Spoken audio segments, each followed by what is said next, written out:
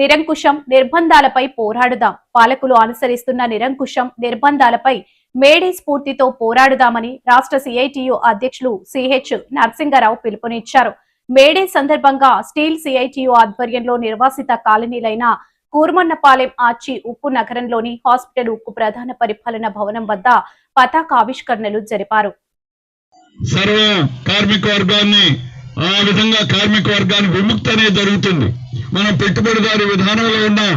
అందువల్ల పెట్టుబడి విధానంలో కొన్ని హక్కులు ఆ రోజు 10 గంటల దగ్గర నుంచి మీకు 1990 దాకా అనేక సంక్షేమ చట్టాలు, provident fund, ESI, bonus, maternity leave ఇలాంటివన్నీ కూడా సాధించుకున్నాం. కానీ సరళీకరణ విధానాల తర్వాత 91 నుంచి మన హక్కుల మీద దాడి జరుగుతా ఉంది. ఈ రోజు జీతాలు కూడా చెల్లించకుండా కార్మిక వర్గాన్ని హింస పెడుతూ ఒప్పందాలు చేయకుండా కార్మిక వర్గం మీద తీవ్రంగా దాడి జరుగుతుంది. దీనికి ప్రధానమైనటువంటి కారణం కేంద్ర బీజేపీ ప్రభుత్వం మల్టీనేషనల్ కార్పొరేషన్ కి అమ్ముడుపోవడం. వాళ్ళు ఏది చెబితే అది చేయడమే. దాని ఫలితంగానే 29 కార్మిక చట్టాలు 4 లేబర్ కోడ్లుగా మారాయి. సమ్మె చేసే హక్కు లేకుండా చేశారు, సంఘం పెట్టే హక్కు లేకుండా చేశారు. కరెక్ట్ గా 100 సంవత్సరాల క్రితం 1886లో అంతకుముందు జరిగిన పోరాటాల ఫలితంగా 1926లో 100 సంవత్సరాల క్రితం ట్రేడ్ యూనియన్ యాక్ట్ అనేటువంటిది వచ్చింది. కార్మికులు సంఘం పెట్టుకునే హక్కు. కానీ ఈ రోజు సంఘం పెట్టుకునే హక్కుకి తూట్లు పొడిచి 100 మంది కనీసం ఉండాలి అనే దగ్గర నుంచి ప్రారంభించి రిజిస్ట్రేషన్ ఎప్పుడు చేయాలని ఇదివరకు 45 రోజుల్లో చేయాలి, లేకపోతే ఆటోమేటిక్ గా రిజిస్ట్రేషన్ అయిపోతుంది. ఇప్పుడు కాల పరిమితి లేదు. ఎన్ని సంవత్సరాలైనా మనం చూసాం.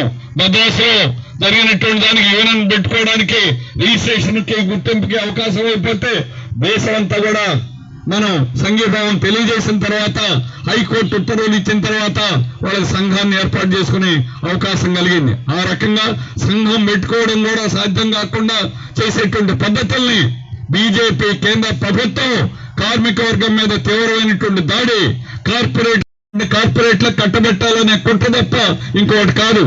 జీతాలు ఇవ్వలేక కాదు, మైన్స్ ఇవ్వలేక కాదు, ఇంకా పుట్టినటువంటి బిడ్డకి ఆర్సీఆర్ మెట్టలకి మైన్స్ అడుగుతున్నటువంటి రాష్ట్ర ప్రభుత్వం విశాఖ స్టీల్ ప్లాంట్ 35 సంవత్సరాల నుంచి అత్యంత నాణ్యమైన స్టీల్ తయారు చేస్తున్న గనులు ఇవ్వాలని అడగడం లేదంటేనే పరిస్థితి ఏ రోజు కూడా చూడాల. ఇటువంటి దౌర్భాగ్యమైన పరిస్థితి ఏ రోజు కూడా చూడలేదు.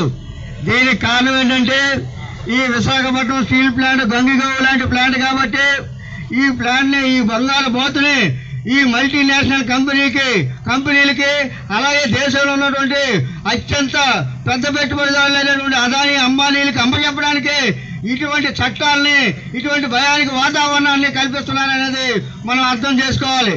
కాబట్టి దీనికి వ్యతిరేకంగా కార్మిక వర్గాన్ని ఏకం చేయాల్సినటువంటి అవసరం ఎంతైనా ఉందని చెప్పి కూడా మీ అందరికీ విజ్ఞప్తి చేస్తా ఉన్నాను. ఎందుకంటే మోడీకి రోజులు దగ్గర పడుతూ ఉన్నాయి. కారణం ఏంటంటే మీరు ఇంతగా చెప్పారు నరసింహరావు.